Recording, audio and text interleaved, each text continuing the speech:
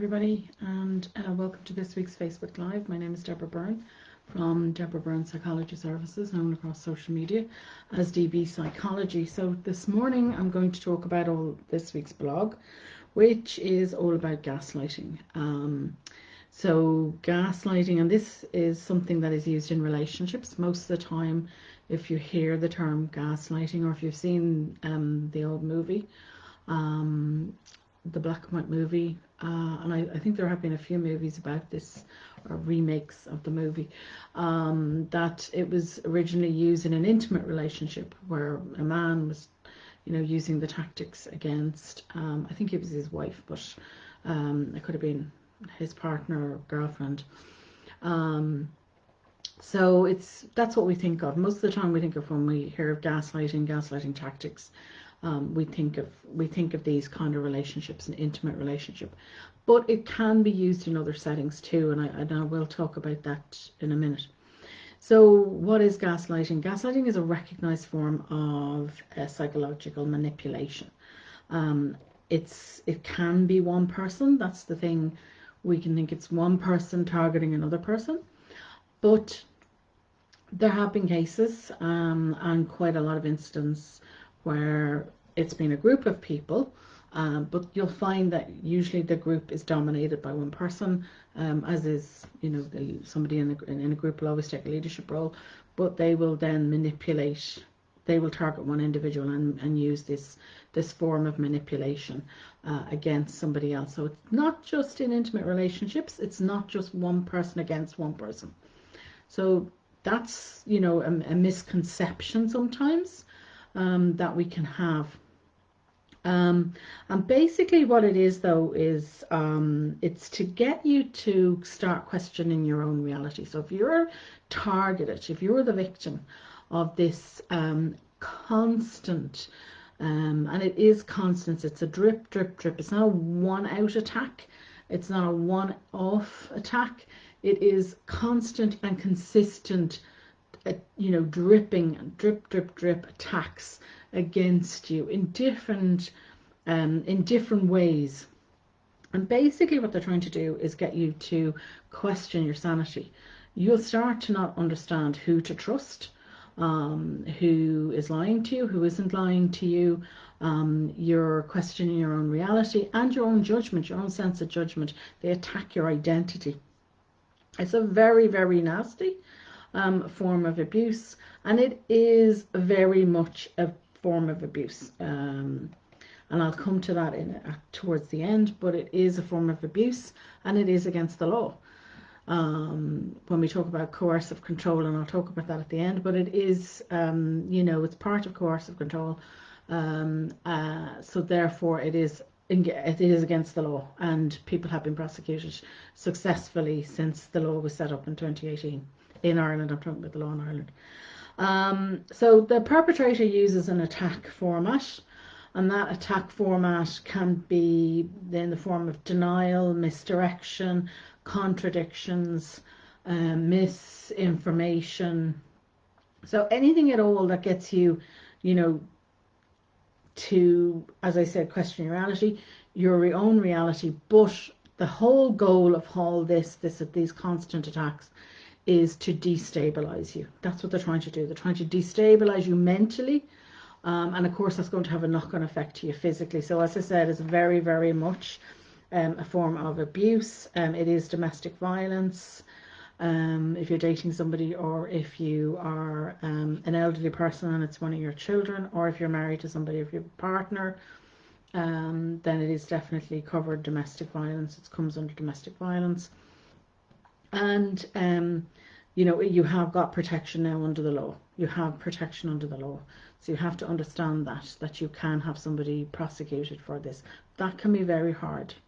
And I do realise that can be very hard. And I've put a very long list of groups for both women and men, the LGBTQI community as well, and children.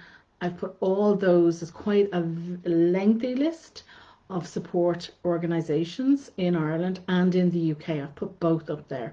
So if you're looking to reach out for help, You have to consider safety first, always safety first. But I have listed out the phone numbers and the websites at the end. If you scroll down to the end of the blog, and I leave a link to the blog in the description, just scroll down and you'll find all those numbers, and you can actually click on them. For the websites, you can click on them and link out. And as I said, I've tried to cover as many people as possible. Hopefully there's one there. But if there is an organization that you know of and you think it would be valuable to somebody else, please let me know. Tag me in the comments, and I'll be happy to add that contact to the blog. I'll happily add that in there to the blog, and I'll add it to my blogs on domestic violence as well. So please do tag me. So let's get back to the actual blog and what I want to talk about this morning as well. So as I said, it can be not just one person. It can be a group of people. And it mightn't be in an intimate relationship. It might be other people. So, it could be family members that are using this against other family members. I talked about sibling rivalry last week. So it could be, these tactics could be, and I'm going to talk about the tactics in a minute in more detail, but they could be being used, one sibling against another, one family member against another, to undermine a family member. Maybe that's a child against an adult child against a parent, or vice versa. We see that in particularly with authoritarian type style parenting. Parents like that do use these tactics against their children. Then you have friends, and I have to question, they're not much of a friend, and I'm inverted commas here, guys, if they're using these types of tactics against you. But they can come across, these people are so charming, or they can come across as so concerned for your well-being, that to other people they seem to be a friend or a partner. They seem to be very concerned about you. Colleagues, your manager, your boss, the owner of the business, if you're working for somebody, they can all use these tactics. It's not just about an intimate relationship. So I have to keep emphasizing that, because it's very, very, very important. Somebody in work could be undermining your work.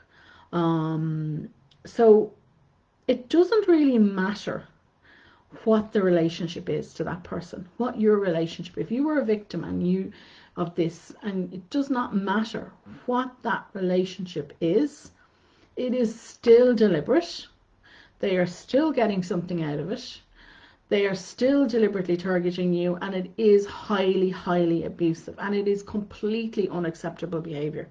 You should not have to put up with it. Absolutely should never have to put up with this behavior. So I want to go through the signs themselves, because they've been quite subtle. Some of them can be very, very subtle.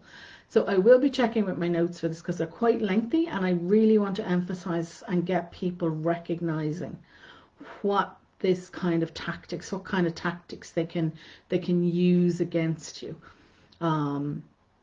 I don't think people realize how bad it can be, and how isolating it can be for the individual that is being targeted. So I'm just going to start with some of the signs now. So telling lies, obviously one that would be an obvious one, that they would tell you lies, but they would tell other people lies about you as well. And then if they're found out, they will deny it. Of course, denial is a big one here.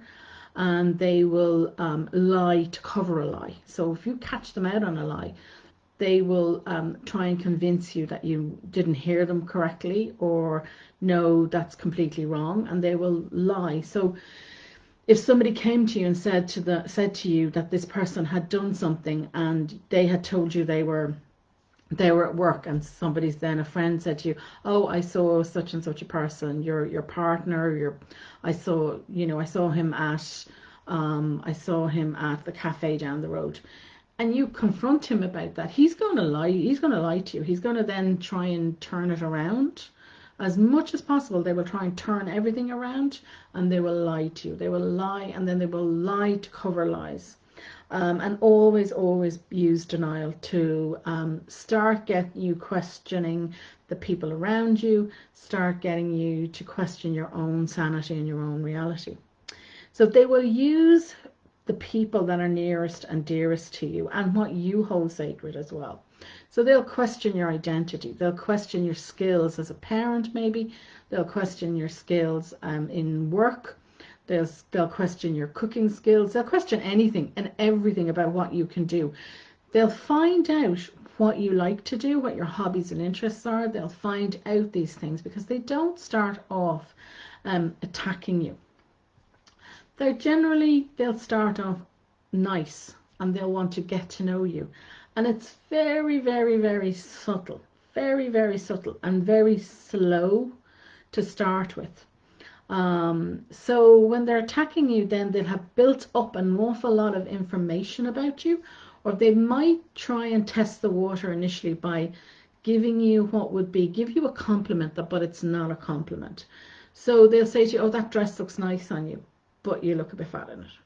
Or that color looks lovely on you, but, you know, it'll be better on such and such down the road.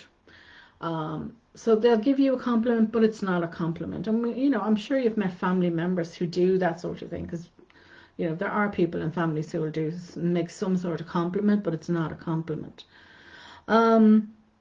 They'll also attack your children if you have any, and I don't mean about physically attack, although that can escalate up into that. They'll attack them, you know, they'll say things about them. They could be verbally abusive about or to other people, particularly as it escalates. So family members, friends, and the whole idea is to start isolating you and getting you more and more under their control, or more and more questioning whether you can, in fact, you know, rely on the information that your friend or your family member is giving you. They'll always try and counteract that. And as I said, it's a constant wearing down of you, a drip, drip, drip effect that is gradual and consistent. It'll always be consistent, so it won't be a one-off attack. And then when you think you've gotten a handle on it, sometimes they'll change tack, or as I said about the compliment not being a compliment, so they'll change tack and they'll use positive reinforcement. So at one stage they're attacking you, but then the next day or an hour later you're being praised for something, and you're kind of thinking, what's going on here? You're starting to walk on eggshells. You don't understand how somebody can praise you one second and criticize you the next, or vice versa, and their actions aren't matching their words. So they may say they love you, or they may say they care for you, or they may say well done, good job, but then you hear that they're criticizing you to somebody else, or they're undermining your work to the boss or something. So their actions don't match their words. So you're going to start questioning this, and you know, what's really going on? Who's really on your side? Who's telling you the truth? Who isn't telling you the truth? You know, they'll start accusing you of being, you know, sick in the head maybe, or they'll start, you know, accusing you of cheating on them if you're in an intimate relationship. And this is all distraction tactics to distract away what's really going on. They can also start aligning other people against you. So that doesn't necessarily mean people in work are being aligned against you. Even in intimate relationships, they'll start to align maybe your family member against you, other family members against you, because what they'll do is they'll come across in front of your family and friends as being caring and loving. And then when you leave that situation, when you get home, they start to undermine those people. They start to complain about these people. They start telling you lies about those people. But then when you're together with those people, while you're off talking to somebody else, they're telling other people that they're very concerned about you, that you don't seem to be thinking straight, that, you know, you're acting strange. They're trying to undermine you with those people. So they're trying to align these people with their way of thinking and get them on their side, in order, as I said, to isolate you, to unbalance you, always getting you to question who's with me, who's against me, am I on my own? It's that kind of thinking. That's what they want you to start thinking. They want to start you thinking like this, or to think that the only person that you can absolutely rely on to be straight with you is them. Okay, they want to get you completely isolated, under their control, and that control can include taking over your home, can include taking over your finances. If you have your own business, that could mean that you hand over control of all that, and that has happened to people, that they have done that. So, you know, as an individual, then you really start to struggle. You know, you don't feel good enough. You feel everything that you do is wrong. You're feeling unhappy, and you can't understand why you're unhappy and sad. You could start to develop depression and certainly anxiety, maybe social anxiety. You can't go out, you can't be with other people. As I said, you're walking on eggshells, but you also can then start making excuses for this person, particularly if they've isolated you. And it's more so in an intimate relationship that this would happen, where, you know, they have isolated you to such an extent that you are solely reliant on them, that you will make excuses for them to other people, because close family and friends will know that you started to act differently, that you have become withdrawn, maybe you've dropped interests, you're changing your appearance because you're trying to please this other person. You really, really lose your self-confidence here, because, as I said, they're questioning your identity. So, as I said, it is a form of domestic violence. It is tactics that I use with coercive control. I go into a little bit more detail on highlighting coercive control in the blog, so please do check that out, because it is against the law, and you have the law on your side. You can have this person prosecuted, and there have been several prosecutions under the law since it even came in. But as always, anything to do with something like this, no matter what kind of relationship, as I said, it can happen between family members, it could happen between friends, it could happen in work, it could happen in an intimate relationship. But you have to have a safety plan. You have to put your safety first. These people can escalate up and become violent. So please have a safety plan in place. I do have an outline of a safety plan in my blogs on domestic violence. But as I said, the organisations that can help you here are the likes of Women's Aid, Refuge. You have there's men's organisations as well to help men. There are LGBTQI groups that can help members there as well. And I have links and telephone numbers, as I said at the start, to all those organisations in the UK and Ireland, as many as I could find. I have put them at the bottom of the blog, so you just have to click down and link out. But please remember to cover your tracks online as well. So be very, very careful. So I'm going to leave it there this morning on this topic. If anybody has any questions, I'd only be too delighted to help you. There's a couple of things I wanted to highlight here. If you are a woman, and you have survived domestic violence, there is a great group on Facebook, which I'm going to put a link into in the blog below. I'll put it in the description below, and it uses creativity to help you recover. It's a creativity recovery. It's run by a therapeutic art coach called Kellyanne Jones, and she too has survived domestic violence, and she is a brilliant spokesperson for domestic violence, and she has this wonderful group on Facebook. So I will link that out below this. And also, if you're a stressed mum and you'd like to handle your stress, I have a free Facebook group which I run courses in every week, and I will also put that in the description below. And last but not least, my own book, The Building Blocks of Self-Care, talks all about self-care and recovery, and it highlights domestic violence and gaslighting, and that is just one section of the book, but it helps you. The first two parts of that book is actually a recovery book. Worksheets are included, and I'll put a link where you can purchase that for €5 in the description below. And I leave it there, and I will talk to you all again next Saturday morning. And as always, thank you, Deirdre, and to everybody who's watching live right now, but also to everybody. I know there are hundreds of people who watch these videos every week in replay, and so thank you very much for supporting me on with these Facebook Lives. And I'll see you all again next week.